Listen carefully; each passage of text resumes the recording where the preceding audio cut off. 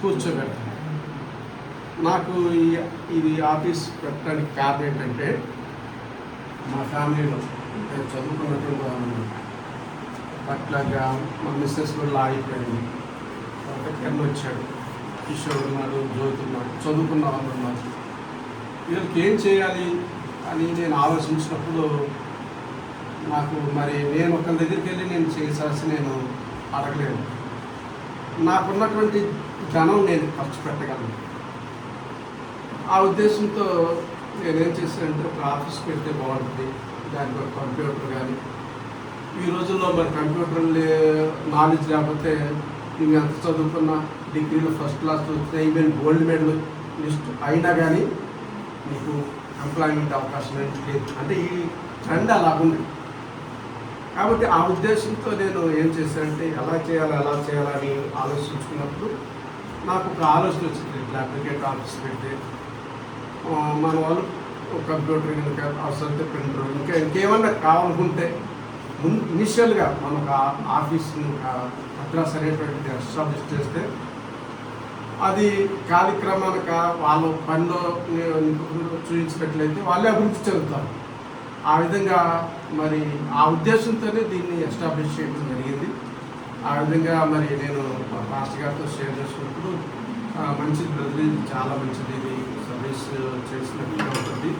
Plus మన బిడ్డల్ని వాళ్ళు ఒక కాళ్ళ మీద వాళ్ళని నిలబడేటట్టు ఉంటుంది అనే ఉద్దేశంతో మరి మాస్టర్ గారు కూడా మంచి సలహా ఇచ్చారు. ఇంకా అందుకని నేను యాక్చువల్గా ఈ సెలవులు అయింది లేకపోతే బుక్స్ పొందామని అనుకున్నాను. 30,000-40,000 పెట్టి బుక్స్ కూడా బుక్స్ పొందామని అనుకున్నాను. అయితే నేను రేపు కిరణ్ విజయవాడ పంపిస్తాను, బుక్స్ పంపిస్తాను, పేమెంట్ నేను ఇస్తాను. అది దాని మనకి అంటే ఇట్లా చేసే అవకాశం కూడా మరి లేక కొంతమంది ఇబ్బంది పడుతున్నారు. నేనైతే మరి మన పిల్లలు చదువుకోవటానికి బాగుంటుంది, వాళ్ళు అభివృద్ధి రావడానికి బాగుంటుంది అనే ఉద్దేశంతో మరి నేను ఈ హౌస్ని కింద అట్టవాలనే ఆలోచనతో మరి ఈ ఆఫీస్ని ఎస్టాబ్లిష్ చేయడం జరిగింది. కాబట్టి ఈ అవకాశాన్ని కిరణ్, కిషోర్, జ్యోతి ఈ ముగ్గురు చదువుకున్నామండి. మీకు నేను ప్రత్యేకంగా ఏం చెప్పాల్సిన అవసరం లేదు.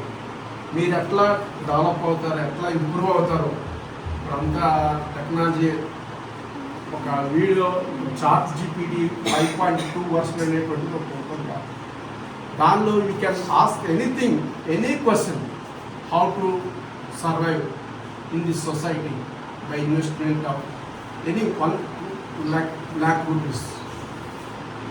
నువ్వు ఆ క్వశ్చన్ అడగండి, అది అంతా everything details minutes two minutes ఎందుకంటే అది ఒక మనకు ఆధారమే. ఆ ఆధారాన్ని బేస్ చేసుకొని మనం పాకాలి. అలాగా మరి మన పిల్లలందరూ కూడా ఎంటర్ప్రెన్యూర్స్ అంటే ఒక వ్యవస్థని, ఒక సంస్థని ఎస్టాబ్లిష్ చేసి మనమే ఒక ఉద్యోగం కల్పించాలనేటువంటి ఆశ అసలు యాక్చువల్ నాకు. కానీ నాకు కొన్ని ఫైనాన్షియల్ కన్స్ట్రెయింట్స్ వల్ల నేనేమి చేయలేకపోతున్నాను.